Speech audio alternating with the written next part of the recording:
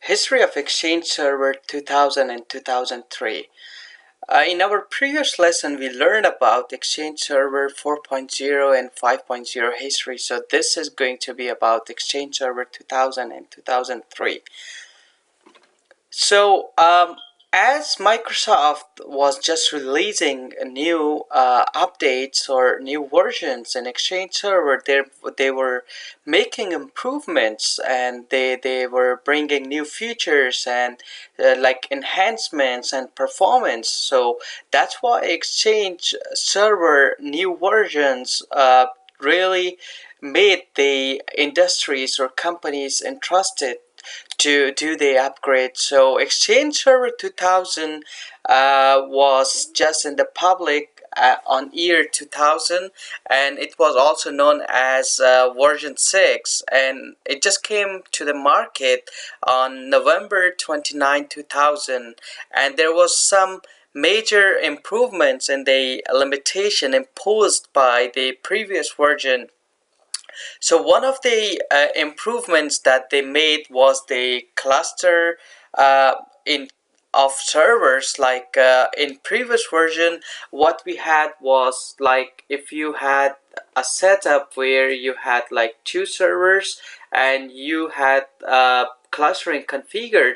So what you were doing in previous version like 5.5 or 5.0, you were configuring two Exchange servers together, and you were making a cluster, and then if one of these servers goes down, if one of the Exchange server goes down, this server is still working and it's like an active server. So if one server goes down, the other server is going to work. So what they did with Exchange Server 2000, they just removed the limitation of having only two servers in a cluster, and they just made it four. So with Exchange Server 2000, you were able to do like clustering for four servers, which was really good. So for example, if this server also goes down, this is in here, this is gonna work, and if this goes down, this is going to work. So you have like four servers working for you and doing the failover, and it is like an active to standby. If it is active to standby, that it is like failover. And then if you have a setup where you have like clustering configured, and all of these servers are acting as a active server, which means that this is all working for failover and load balancing. So if a client sends a request, the first one will come here. If a second client sends a request, it will come here. If the third client sends a request, it will come here. If a fourth client sends a request, it will go to the other server. So it's doing a load balancing and then failover. If it's a active to active failover or active to active cluster configured. So we are going to see in which version of Exchange active to active cluster was capable, like you were able to do it actually. So one of the major improvement was like the clustering, where you were able to do like four servers clustering in the supported database size. So one other thing that we had was support for instant messaging was also introduced. However, this version required full Microsoft Active Directory infrastructure to be in place. So if you see with the other versions, with the previous versions, the full Active Directory infrastructure was not required, as they had a separate directory service through which Exchange Server was running. But with this one, the Active Directory services was required in order to install or configure Exchange Server 2000.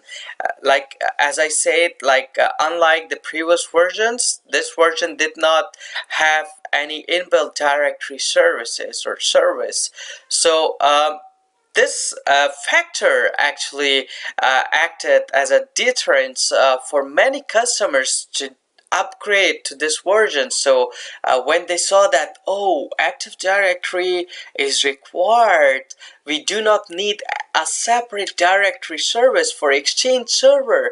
So let's do the upgrade. Let's do it, because what they are gonna do now is, like, if they have a server which is acting as a domain controller and they have Active Directory installed in here, what they need to do is they just need to get Exchange Server 2000 ready and then install, and Exchange Server will gather all information about the user accounts and all the mailboxes, or it's gonna store all the user accounts information in the Active Directory. Unlike with the previous version, you had an Active Directory and then you had your Exchange, and then with this Exchange you had a separate directory services where you had to store all your users information, which was a headache, and it was like extra work that you had to do. So with the Exchange Server 2000, that was one of the other improvements that they did. So let me quickly remove this so that I can explain. So one other thing that you see in here, Exchange Server 2000 required Windows Server 2000 to install. So in order to install Exchange Server 2000, you were required to have Exchange Server 2000. And then Active Directory, as I explained, was used for global address list. So in global address list, what does it mean? All your users, accounts, or emails that you have is in global address list. So that's why we use global address list too, because global address list contains all your users information. That's why whenever you are trying to send an email to someone, all you need to do is you need to type the name and then it will resolve, because that is already in global address list. If a user account is not in global address list, it will not resolve. We will see how global address list work in our upcoming practical lab videos. So as I said, it is integrated with Active Directory to access user mailbox. And then one of the other great features that was introduced was Activex, and this Activex was introduced in Outlook Web Access, where, as I explained in our previous video, where you were able to access your emails through a web browser from anywhere you want, as long as you have internet and OWA is accessible externally in your organization. So this ActiveX actually enabled a drag and drop feature where you were able to drag an email from inbox to a folder, for example. So you were able to do the drag and drop. So one other Exchange server that we have is Exchange Server 2003. So Exchange Server 2003 came in market at September 28, 2003. It is also known as version 6.5, and this version had the capability to run on Windows Server 2000. So one of the good thing that Exchange Server 2003 have is you were able to install Exchange Server 2003 on Server 2000. So organizations did not need to buy any extra operating system license. For example, if they were running Server 2000, they did not require to buy Server 2003 to install Exchange Server 2003. So it was supported on Server 2000 actually. So this version was also capable of running on Server 2003. So Server 2000 and Server 2003 were the operating system that was just used in Exchange Server 2003. And one of the other thing that you need to know is that Server 2003 Server 2003 32-bit was supported with Exchange Server 2003. So this is one of the other things that you need to know. So 32-bit of Windows Server 2003 was supported with Exchange Server 2003. So if you were trying to install Exchange Server 2003 on a 64-bit version of Windows Server 2003, it was not supported when Exchange Server was released. One of the highlighted features of this version was enhanced disaster recovery feature, which allowed administrators to bring the server online quickly by allowing the servers to send and receive mails while the messages stored are being recovered from backup. So when like you had a disaster recovery solution where you were just trying to restore the messages from the backup, one of the good thing that you had at that time, while you were trying to recover your messages from the messages store, you were still able to send and receive emails. That was really a good thing that they came up with. Exchange Server 2003 also introduced improved antivirus and anti-spam features. That was another good thing. And then this version just came up into two different flavors, and one of them was Standard Edition and one of them was Enterprise Edition. So Standard Edition and Enterprise Edition was two different versions. One was for small to medium businesses and one was for large organizations. So a standard version allowed us at a maximum database size of 75 GB. So 75 GB was the maximum database size for Exchange Server 2003. And then Enterprise Edition allowed us 16 terabyte of the database size. So this is for standard and this is for Enterprise Edition. So that was the main difference between Enterprise and Standard Edition. The version of Microsoft Exchange Server was compatible with 32-bit version only, and will not was not going to install on 64-bit. So as I said earlier, was only supported with 32-bit version, not with 64-bit version of Windows Server 2003.